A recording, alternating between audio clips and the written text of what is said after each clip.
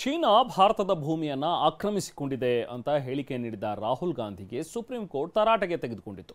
ಇದೀಗ supreme court ತರಾಟೆಗೆ ತೆಗೆದುಕೊಂಡಿರೋದಕ್ಕೆ ಕಾಂಗ್ರೆಸ್ ನಾಯಕರು ಆಕ್ಷೇಪ ವ್ಯಕ್ತಪಡಿಸಿದ್ದಾರೆ. ಹಾಗಾದ್ರೆ ಸುಪ್ರೀಂ ಕೋರ್ಟ್ ತರಾಟೆ ಸುತ್ತ ನಡೀತಾ ಇರೋದೇನು ಬನ್ನಿ ತೋರಿಸ್ತೀವಿ. चाइना के बारे में एक सवाल नहीं पूछा जाएगा.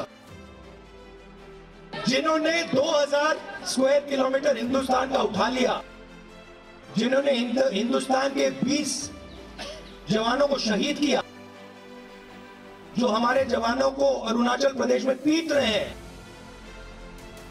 ಇದೇ ಮಾತು ರಾಹುಲ್ ಗಾಂಧಿ ಆಡಿದ ಇದೇ ಮಾತಿಗೆ ನಿನ್ನೆ ಸುಪ್ರೀಂ ಕೋರ್ಟ್ ಕೆಂಡವಾಗಿತ್ತು. ಭಾರತ ಚೀನಾ ಗಡಿಭಾಗ ಗಾಲ್ವಾನ್ನಲ್ಲಿ ನಡೆಯುತ್ತಿರೋ ಸಂಘರ್ಷದ ವಿಚಾರಕ್ಕೆ ರಾಹುಲ್ ಗಾಂಧಿ ಕೊಟ್ಟ ಈ ಹೇಳಿಕೆಗೆ ಸುಪ್ರೀಂ ತರಾಟೆಗೆ ತೆಗೆದುಕೊಂಡಿತ್ತು. ಈ ವಿಚಾರವನ್ನು ನೀವು ಸಂಸತ್ ಅಧಿವೇಶನದಲ್ಲಿ ಯಾಕೆ ಪ್ರಶ್ನೆ ಮಾಡಿಲ್ಲ? ನಿಮ್ಮ ಹೇಳಿಕೆಗಳಿಗೆ ದಾಖಲೆಗಳು ಇವೆಯಾ? ನಿಜವಾದ ಭಾರತೀಯರು ಯಾರು ಈ ರೀತಿಯ ಹೇಳಿಕೆ ನೀಡಲ್ಲ. ಜವಾಬ್ದಾರಿಯುತ ಸ್ಥಾನದಲ್ಲಿದ್ದು ನೀವು ಈ ರೀತಿಯ ಹೇಳಿಕೆ ಕೊಡಬೇಡಿ ಎಂದಿತ್ತು.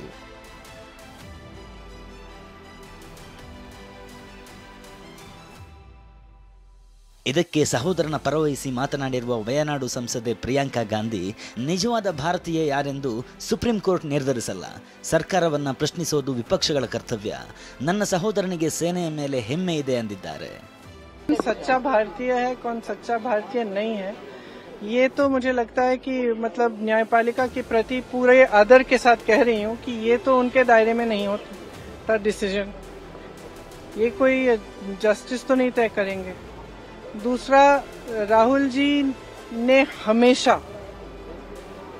आर्मी का, सेना का आदर किया है. उनके दिल में उन सेना के प्रति, सैनिकों के प्रति, उनके अफसरों के प्रति पूरी तरह से आदर है. ಈ ವಿಚಾರವಾಗಿ ವಿಧಾನ ಪರಿಷತ್ನ ಕಾಂಗ್ರೆಸ್ ಸದಸ್ಯ ಬಿಕೆ ಹರಿಪ್ರಸಾದ್ ಟ್ವೀಟ್ ಮಾಡಿದ್ದು, ಸುಪ್ರೀಂ ಕೋರ್ಟ್ನ ನ್ಯಾಯಮೂರ್ತಿ ಪ್ರಶ್ನಿಸಿರುವುದು ದೇಶದಲ್ಲಿ ನ್ಯಾಯಾಂಗ ವ್ಯವಸ್ಥೆಯ ಅಧಂಪತನಕ್ಕೆ ಸಾಕ್ಷಿಯಾಗಿದ್ದು ಮಾತ್ರವಲ್ಲ, ಸರ್ವಾಧಿಕಾರಿ ಧೋರಣೆಗೆ ನೀಡಿದ ಬೆಂಬಲ ಅಂದಿದ್ದಾರೆ. ಬಿಕೆ ಹರಿಪ್ರಸಾದ್ ಆಕ್ಷೇಪಕ್ಕೆ ಬಿಜೆಪಿ ಸಂಸದ ಲೇಹರ್ ಸಿಂಗ್ ತಿರುಗೇಟು ನೀಡಿದ್ದು, ರಾಹುಲ್ ಗಾಂಧಿ ಕಾನೂನಿಗೆ ಅತೀತರಲ್ಲ. ಕಾಂಗ್ರೆಸ್ ರಾಜವಂಶಕ್ಕೆ ಹರಿಪ್ರಸಾದ್ ನಿಷ್ಠೆ ಅರ್ಥವಾಗುತ್ತೆ. ಎಲ್ಲಕ್ಕಿಂತ ಮೊದಲು ರಾಷ್ಟ್ರನಿಷ್ಠೆ ಇರಬೇಕು ಅಂತ ಕುಟುಕಿದ್ದಾರೆ. Bureau report, TV9.